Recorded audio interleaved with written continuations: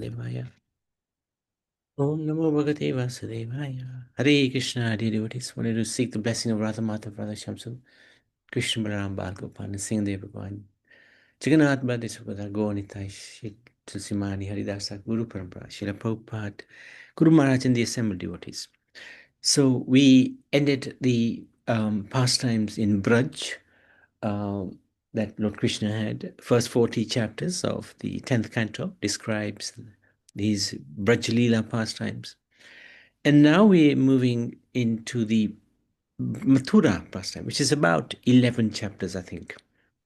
So starting from chapter number 41. Krishna and Balaram enter Mathura. This chapter describes how Lord Krishna entered the city of Mathura, killed a washerman, and bestowed benedictions upon a weaver and garland maker named Sudama. So, at the end of the day, Akrur reached Mathura. Krishna met the cowherd men who had stopped in the garden on the outskirts of the city.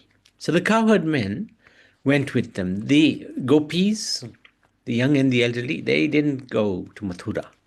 They didn't want to leave Braj. And they were shocked that Krishna is leaving Braj. So, but in any case, they were never going to leave Braj. They love Braj. They love Krishna. They love Braj. And if Krishna wasn't there, Braj would still be there. And they stayed in Braj. Krishna asked Akrur, have you seen something wonderful on the earth, in the sky, or in the water? Because if you recall, we discussed how Akrur was bathing in the lake and he saw Mahavishnu. So Krishna is asking him, did you see something wonderful? Akrur said, whatever wonderful things the earth, sky, or water contain all exist in you, since you encompass everything. When I am seeing you, what have I not seen? What amazing things could I see in this world? Then Akrur began driving the chariot onward. At the end of the day, he arrived in Mathura with Balaram and Lord Krishna. So, nice answer. Yes, I've seen you, I've seen everything. What is there to miss? Whenever they passed along the roads, wherever they passed along the roads, the village people came forward and looked upon the two sons of Vasudeva with great pleasure. They'd heard a lot about him from Kams. Actually, they were very happy that he was coming because Kams had subjugated them. He was a terrible king, terrible ruler. In fact, the villagers could not withdraw their eyes from them. Nanda Maharaj and the other residents of Vrindavan, having reached Mathura ahead of the chariot, had stopped at a garden on the outskirts of the city to wait for Krishna and Balaram. After joining them, Krishna spoke to Akrur as follows. Lord Krishna said, take the chariot and enter ahead of us. So they didn't want to be on the same chariot as Akrur when entering Mathura. They had some business to do. Then Krishna says to Akrur, go home. After resting there a while, we will go and see. After resting here for a while, we will go and see the city. Akrur said, O Master, without the two of you, I shall not enter Mathura. I am your devotee, O Lord. So it is not fair for you to abandon me, since you are always affectionate to your devotees. Come, let us go to my house with your elder brother, the cowherd men, and in this way, please grace my house, as I am simply an ordinary householder attached to ritual sacrifices. So please purify my home with the dust of your lotus feet. It's a wonderful request and such humility applied by Akrur.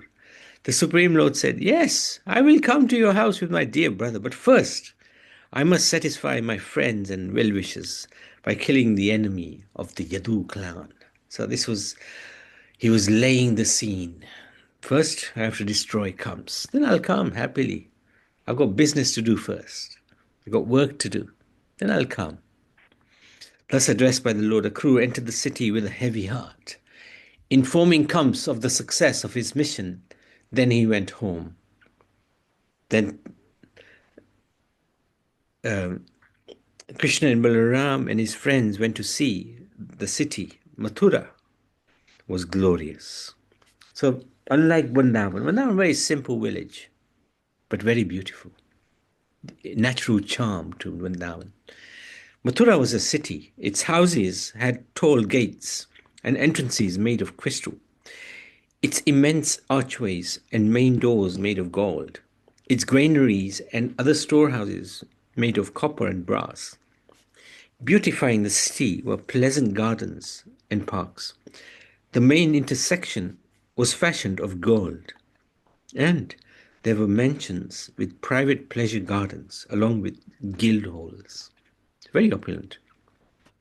The city resounded with the calls of peacocks and turtle doves. The balconies and rafters were adorned with precious stones and diamonds.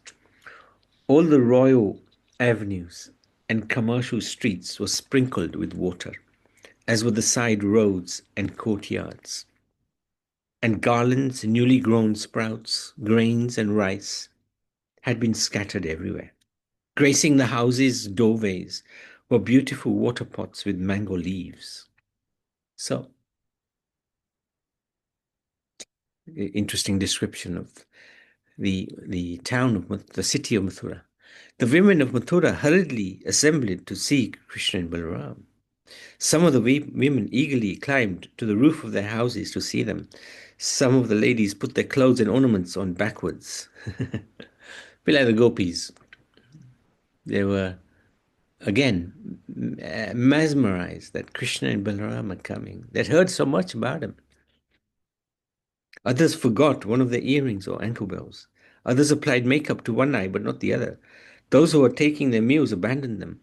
Others went out without finishing their baths or massages. Women who were sleeping at once arose when they heard the commotion. Mothers breastfed their infants, simply put them aside. Breastfeeding their children was simply putting them aside. Krishna smiled and walked with the gait of a lordly elephant, carefree and enthusiastic at the same time, captivated their minds. The ladies of Mathura had repeatedly heard about Krishna, and thus as soon as they saw him, their hearts melted. They took him into their hearts through their eyes and embraced him. The ladies who had climbed to the roofs of the mansions rained down showers of flowers upon Lord Balaram and Lord Krishna. Mhm. So he was there for 17 years, or 16 and a half years in Mathura. Quite a long time. Longer than Vrindavan. The Brahmins, along the way, gave Krishna presentations of yogurt, pots full of water, garlands, sandalwood paste, etc. Women appreciated the gopis' great austerities to be able to see Krishna always. But the way they saw Krishna was very different from the way the Mathura, ladies in Mathura are seeing Krishna. They saw Krishna, the gopis in Vrindavan saw Krishna as a very intimate friend. Whereas with the ladies in Mathura, there was a little awe and reverence in the relationship. A washerman approached Krishna and he asked for some clothes.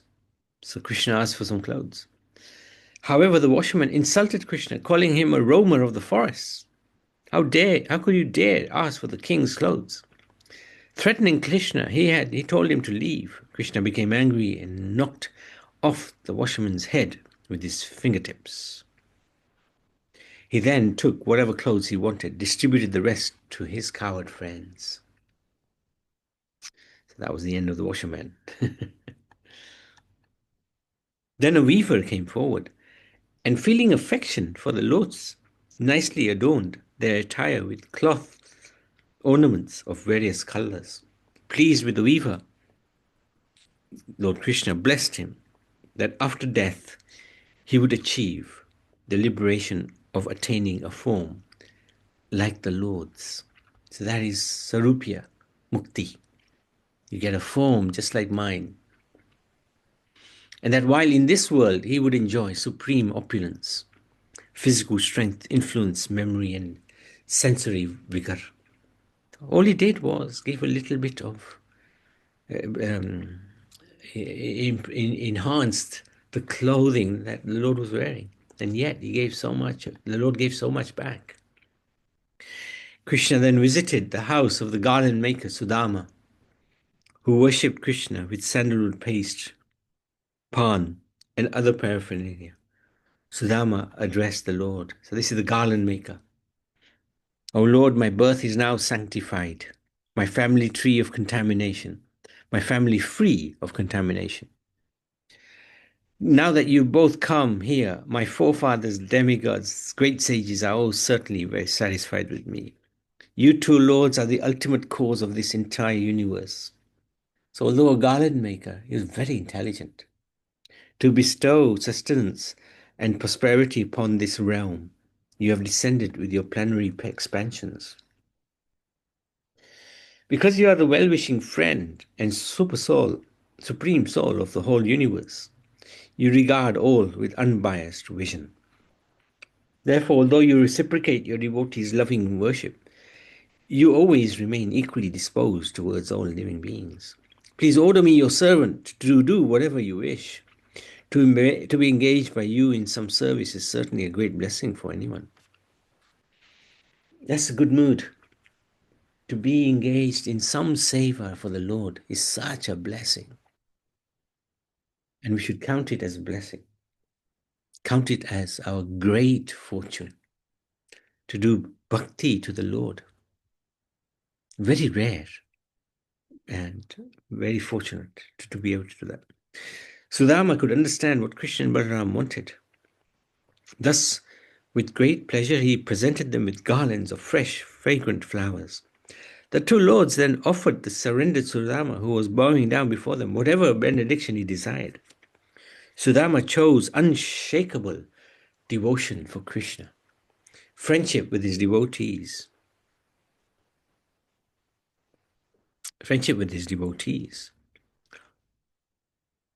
and transcendental compassion for all living beings. Not only did Krishna grant Sudama these benedictions, but he also awarded him strength, long life, fame, beauty, and ever-increasing prosperity for his family. Then Krishna, along with his elder brother, took their leave. So again, Krishna really gave so much blessings to the garland maker Sudama. Chapter 42.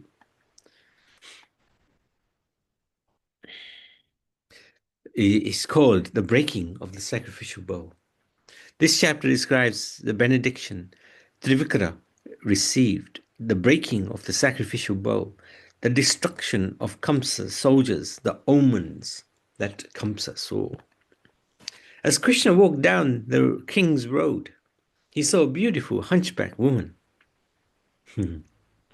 carrying fragrant ointments. This is Kubja, also known as Trivikra. She was bent in 3 places. Her body was, anyway. He charmingly asked her who she was and also begged for some ointments, promising her a boon.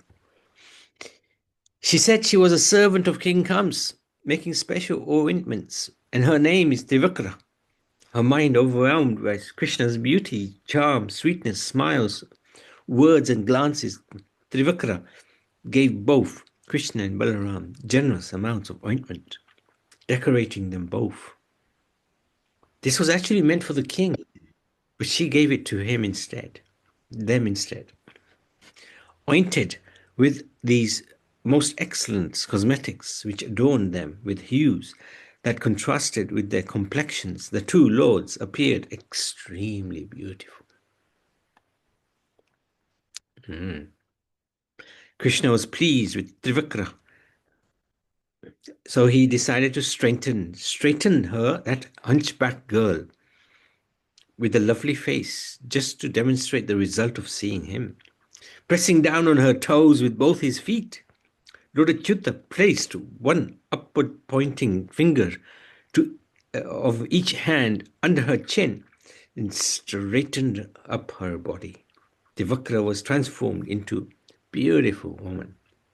She then frankly proposed to Krishna to come and enjoy with her at her house. Krishna promised to visit her after he fulfilled his commitments. This is the Lord. This is the hunchback, Kubja. And Krishna is straightening her up. She turned into a beautiful damsel. As Krishna proceeded further down the road, merchants worshipped him and gave him respectful offerings. Women became agitated and their clothes became disheveled. Krishna then went to the arena where the bow sacrifice would take place.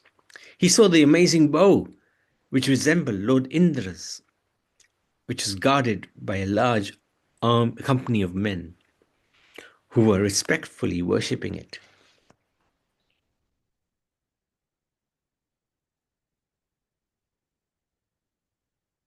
Despite the guards' attempts to stop him, Krishna easily lifted the bow with his left hand, strung it in a fraction of a second, and broke it in half. Upon seeing this sound, Krishna felt great terror. So there you go. Krishna lifts the bow and then smashes it into two.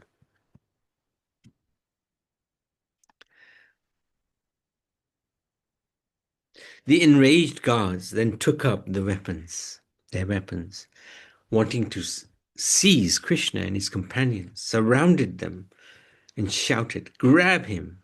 Kill him!" But he and Balaram easily killed them, along with the contingent of soldiers. The enraged guards then took up their weapons and wanting to... we've done that bit. Seeing the guards coming upon them with evil intent, Krishna and Balaram took up the two halves of the bow and began striking them down. After also killing a contingent of soldiers sent by Kamsa, Krishna and Balaram left the sacrificial arena by its main gate and continued their walk about the city, happily looking at the opulent sights, having witnessed the amazing deed Krishna and Balaram had performed. Seeing their strength, boldness, and beauty, the people of the city thought they must be two prominent demigods.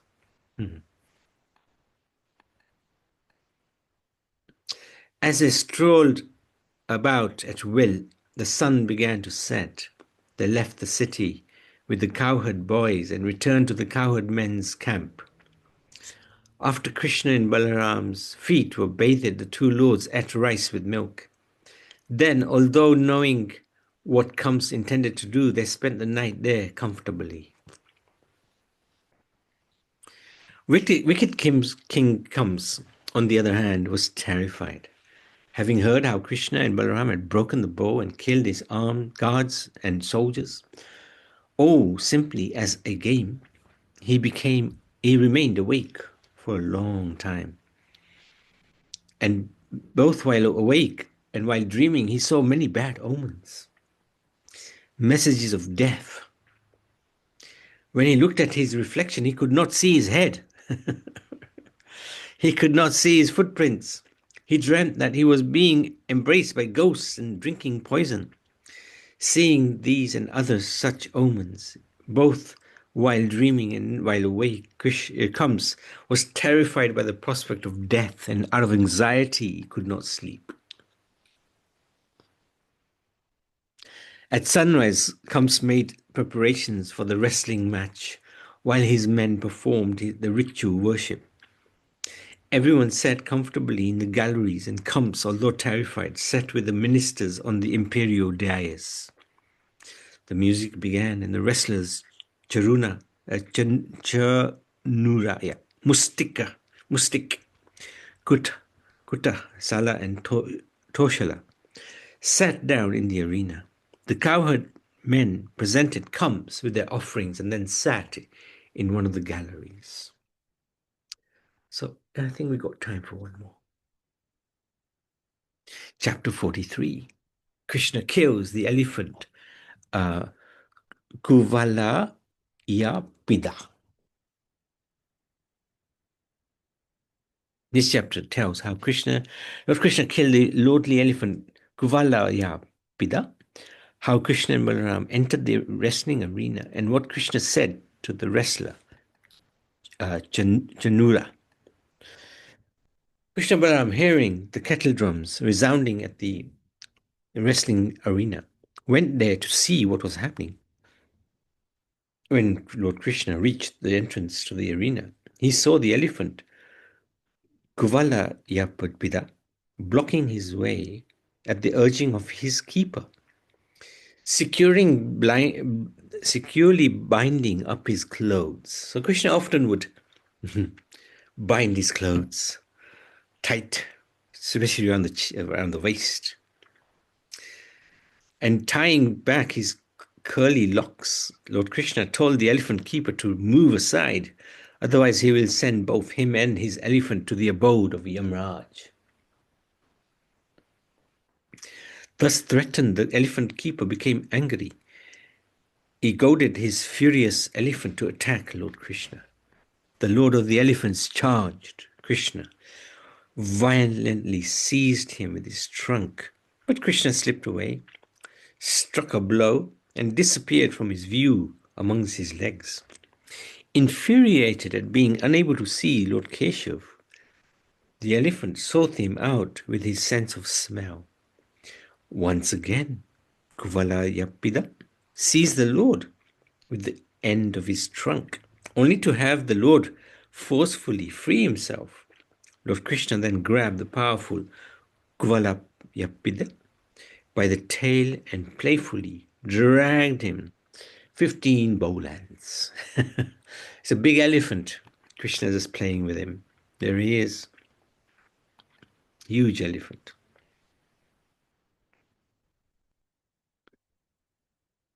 Krishna slapped him and ran away.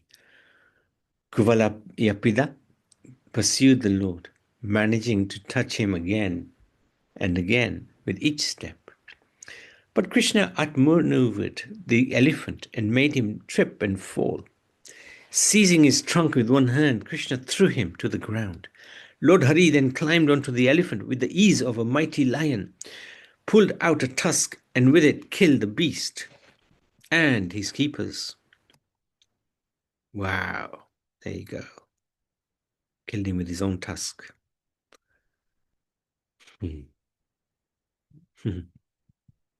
Krishna and Balaram, each carrying a tusk from the elephant, then entered the wrestling arena. That must have been such a phenomenal sight. The handsome lordships entering with the tusk of the elephant, both of them having one. With the tusk resting on his shoulder, drops of the elephant's blood and sweat sprinkled all over Krishna, his lotus face covered with fine drops of his own perspiration.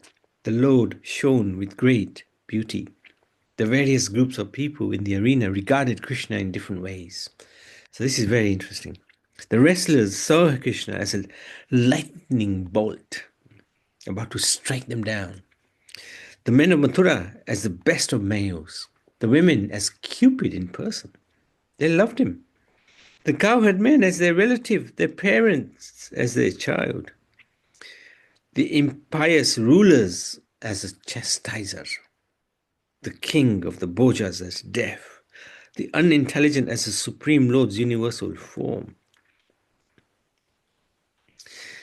So what does this mean? The unintelligent as if one is doubting the Lord and his existence, we have the universal form to fall back on. So those who are convinced by the universal form are not regarded to be particularly intelligent. It's universal form is just in this material world. It's nothing compared to the Supreme Lord. The yogis, they see him as the absolute truth, and the Vrishnis as their supreme worshipable deity. So these are all the different people, how they saw Krishna in the wrestling arena. When Kam saw that Kuvalapida was dead and the two brothers were invincible, he was overwhelmed with anxiety, O king. So this is Sukadeva Goswami explaining to Parikshit Maharaj.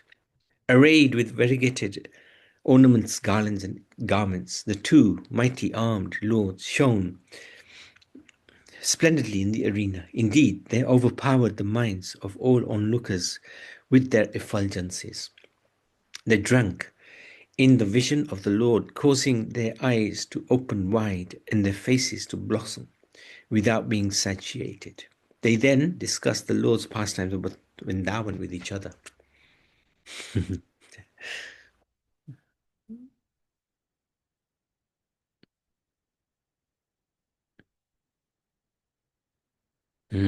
So the onlookers, Krishna took birth from Mother Devaki and was brought to Gokul. They are singing the glories of the Lord. He made Putana in the whirlwind demon met with death. He pulled down the twin urgent trees. He killed Shankachuda, Keshi, Denuka, and other demons. He saved the cows and cowherd men from a forest fire and subdued the serpent Kalia. He removed Lord Indra's false pride by holding up the best of mountains with one hand for an entire week, thus protecting the inhabitants of Gokul from rain, wind, and hail. Balaram killed Pralamba, Vatsaka, Bakasura, and other demons. So they described the wonderful pastimes of the Lord. The wrestler Chanura then challenged Krishna and Balaram to fight, stating that the king, having heard of your prowess, their prowess, being skilled at wrestling, the king has called you here, wanting to see for himself. Hearing this, Krishna accepted the challenge, but he taunted the wrestlers. Although forest dwellers, we are also subjects of the Bhoja king. We must gratify his desires, for such behavior will confer upon us the greatest benefit. We are just young boys and should play with those of equal strength. The wrestling match must go on properly so that irreligion does not taint the respectable members of the audience. So, hinting that you are such big wrestlers, we are little boys, forest dwellers. Where's the match in this? Janura replied, You aren't really a child or even a young man. Neither is Balaram, the strongest of the strong. After all, you playfully killed an elephant who had the strength of 1,000 other elephants. Therefore, you two should fight powerful wrestlers. There's certainly nothing unfair about that. You are descendant of Rishni, can show your prowess against me, and Balaram can fight with Mushtik. So these are the two wrestlers.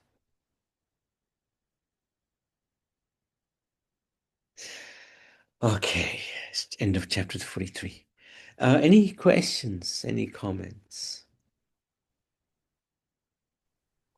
Hare Krishna, Prabhuji. Hare Krishna, Nanivan. So the residents of Mathura, to Yeah. some extent, they knew that these two were Krishna and Balram. Yes, for sure. For sure, and that he had some say, and he had some great capacity as well. They were probably thinking more on the lines that these are two great devatas, not necessarily as a supreme personality of Godhead.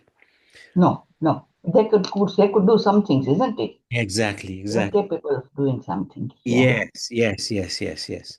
A little bit like the cowherd men and the gopis that, oh, Krishna is special. He's a great personality. He's not necessarily God. Or he Mm, may even be God. We don't care.